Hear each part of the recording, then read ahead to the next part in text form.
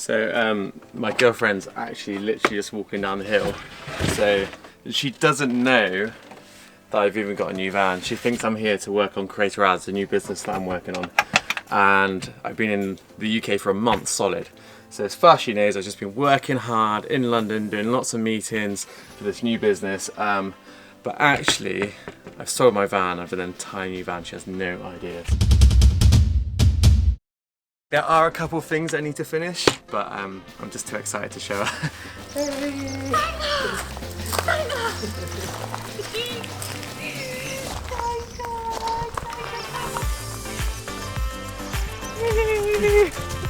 You living here? Yeah, indeed. Whose van is this one? Yeah?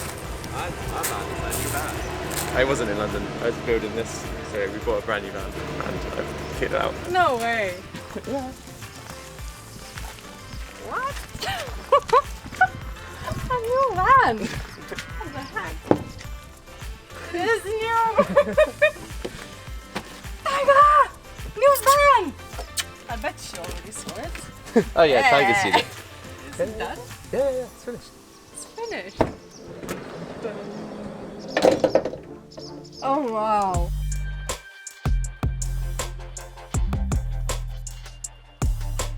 So in here we have A fridge! an actual fridge. So, kitchen unit, this is familiar. However, also we have organic waste Oh wow!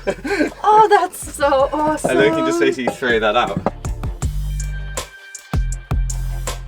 So the design decisions around the kitchen were largely again driven by the components. So first I needed to put in a large water tank. Now these family water tanks can stand end on end, which is quite efficient for space, because in this kitchen area underneath here I have the big water tank in this section, and I obviously have drawers. Underneath the drawers I have my propane heater, and then my tank and my extra waste tank. So it's got to contain quite a lot in this space, and the height is really dependent on where the inlet comes in. So the inlet comes in from the van about here, and I actually had to carve away part of the back of this this wood to allow the inlet to go through and keep the table height at the same height I wanted it. So the work surface is solid oak, and it just works really well. But mostly the design decisions are defined by what space is left over from the bed, how deep do I want it to be. There's no point in my mind having it much deeper or wider than the actual unit. It looks tidy.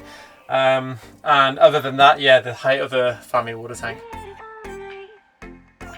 Basically the pump we've got actually coming out of a 70-litre water tank, which means you can't just use water forever, but it's a 70-litre tank. And we've got two sort of cool things. Number one, see this like float in here? Yes. That shows the level. So this is the level of the tank, and the tank's over the back. And see this water pipe, the wastewater pipe? Yes. Now that is going to the road. Okay. Or we can choose to go it here.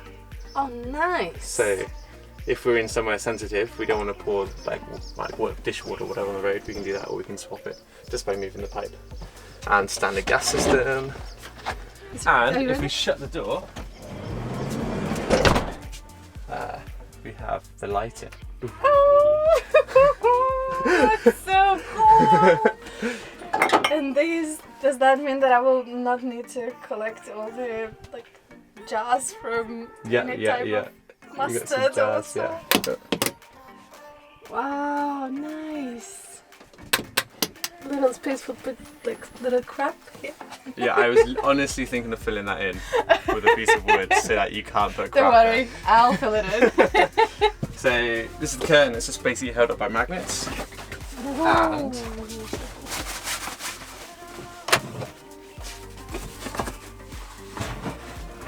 wow, that is super nice. super tidy, eh?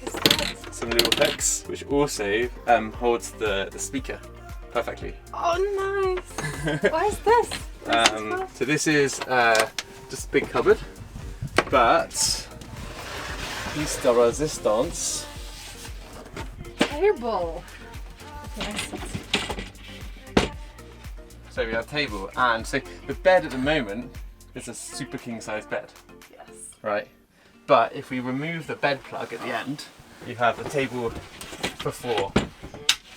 And there's also like a slider here. I thought the previous one was perfect, but it wasn't.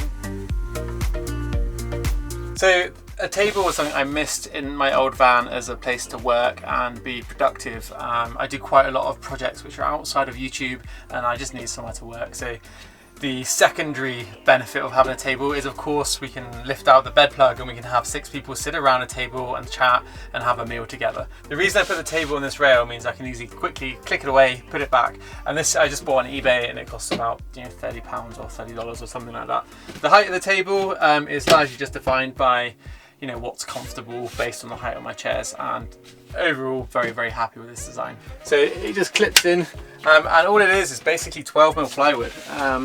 Now it does have like a little bit of flex, but then at the same time it's also really light and doesn't take up too much space, easy to lift and basically put in the cupboard.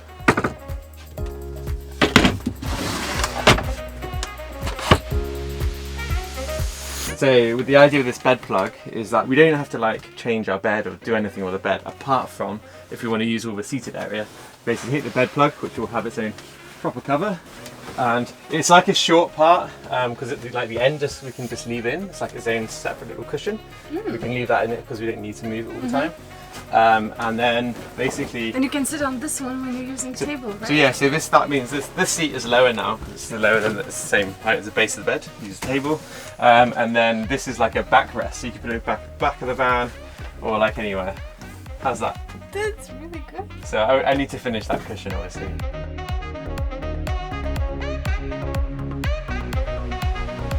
If you're cooking for like a lot of people. Only now I actually realized how much more space we have here. Oh, it's like triple. That's so nice. That's really beautiful. This is one bit which isn't quite finished, like it's going to have cork. Some strange evolutionary process going on. So the bulkhead I have closed off in this van and I closed it in my old van. Now there's 2 reasons for that. One is really for the insulation, because you close off your bulkhead and it's a huge area of window which is not now part of your van, which is a huge lot of losses in winter or heat gain in summer. Both of those are really bad things and you can avoid a lot of it by doing this. But it's still useful to have a hatch to access it so I can put stuff in and out of there. There's some kind of sheet in there drying at the moment. Personally, I don't think you need a way to climb through into the cab. You don't need it. Kind of nice to have if it's raining really hard. A lot of people think, oh, but what if there's people around and you need to make an escape?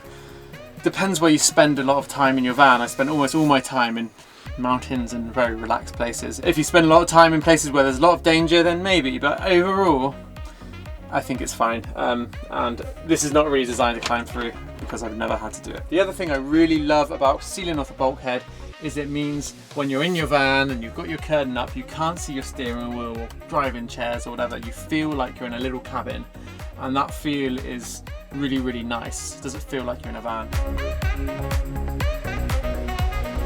This is the bed. So if we take the bed plug out, you can sleep. I can sleep sideways. So you could sleep sideways if you wanted, and just not have the bed plug. Or, but probably normally, because it's basically now this is a super king size bed, we can just sleep like this way normally.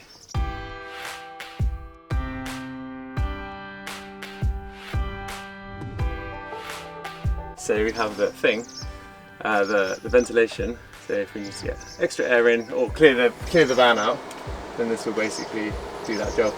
Nice. And then we have clave cupboards.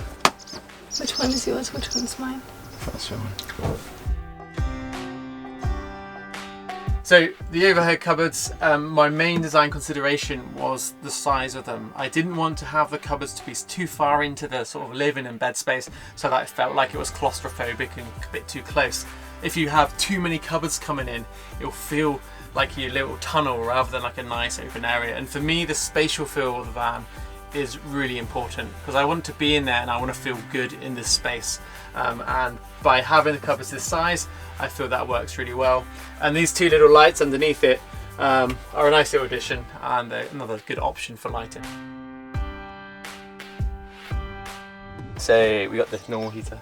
Don't worry, we're covered. Click, click. Lighting controls, we have 3 different lighting settings in here. So we have obviously the kitchen, but then we have the hotel reading lights. Then we have the side lights, which are on a dimmer. Yeah, and then we got top ones, top lights, and then yeah, and all on. So for me, lighting is one of the most important things to think about in a van, and when you're doing your lighting design, I would really think about ways to put indirect lighting. Like these side lights, are the ones under the kitchen, are really, really nice because it's an indirect light. It's always reflected, it's always soft, and it's just nice on your eyes, and it feels relaxed and makes a nice environment. If we only have the spotlights, suddenly the light is cooler and duller and just less nice to be in, especially when you compare and do a quick switch over. So the switch over is, now we have a really soft lighting, and as evening goes on, it's nice to have even darker light, and you can just turn these down if you need to. I can't emphasize how important lighting is to how your van will feel when you live in it. Really give it for thought and really think about indirect lighting systems which will make your van warmer and more pleasant and just look super freaking cool. We have our art drawer, but this time we've got like some segments in it, so it doesn't turn into a giant mess. This is your mess corner. There's your stuff in my mess corner already. And then we've got all these drawers, but we have 4 because we separated the organic waste. We just have like paper and plastic, so we can divide our waste into one of these trays.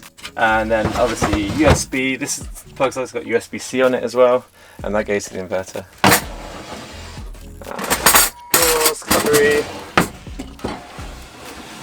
and plates to match the van. And this is a big drawer which you can put anything in, basically. Oh, another cool feature, which is going to be great, is, you know how like the bottom of the shelf, which is wood, gets really filthy over time? You can just take out the bottom of the shelf and then clean it. Oh, this idea is just genius. Nice.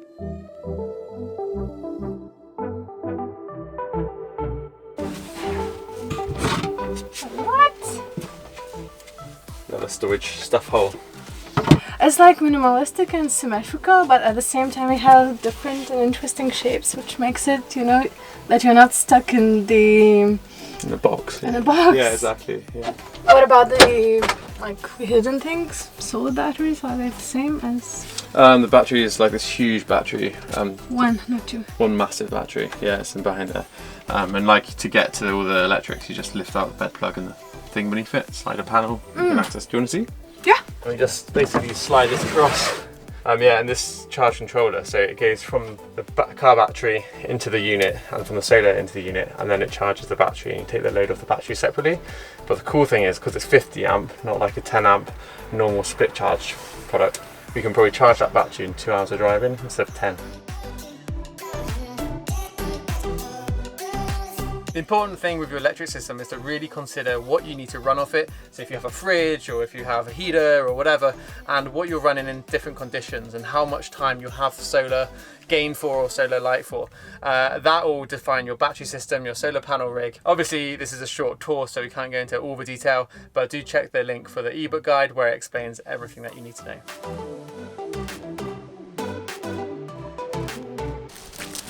Coolest thing is this.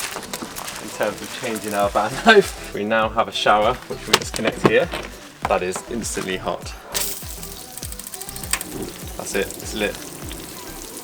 Oh! Oh! Yeah, it's really hot. So it's worth noting that this shower is like a shower which should only ever be kept outside of a van. However, I wanted one which I could have out the back, and then just like, well, I don't need a flue, I don't need a chimney going through the roof. And basically the height of this defined the height of my bed. So the real decision of a bed was made by how short I could make the bed frame based on the shower. So again, it's completely driven by the component. The thing with this shower is obviously the heat comes out of this top part. So built this metal guard to stop the heat kind of going into the mattress with the humidity. So, and underneath the mattress, I put another metal plate above the wooden frame just to give extra protection. When in shower, there is a bit of splashback because it's got a decent power. I just put my towel over this and it picks up any splashback, and basically it's a really, really fantastic shower.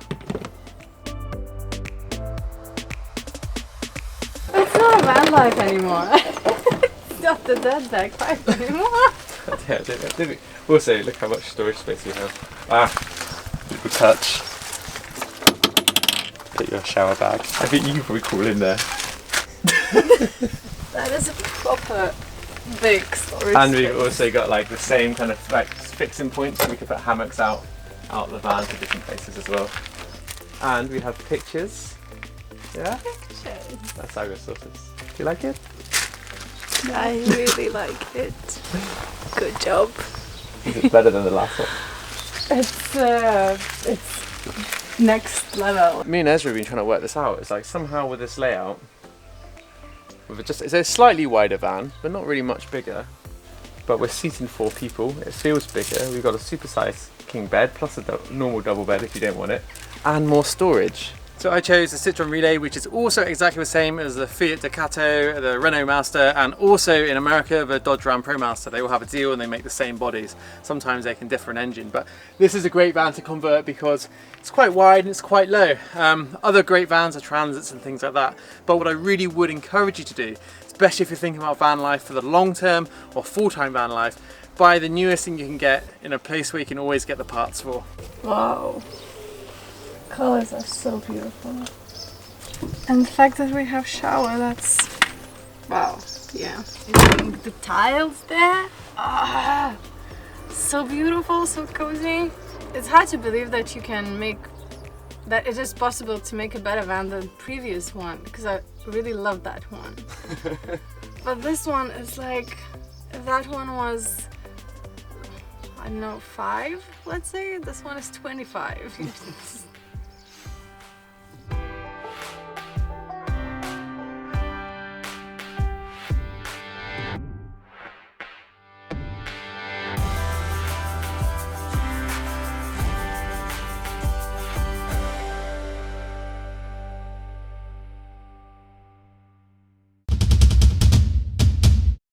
Where's Tiger going to sleep? Yeah. Yeah, Tiger bed.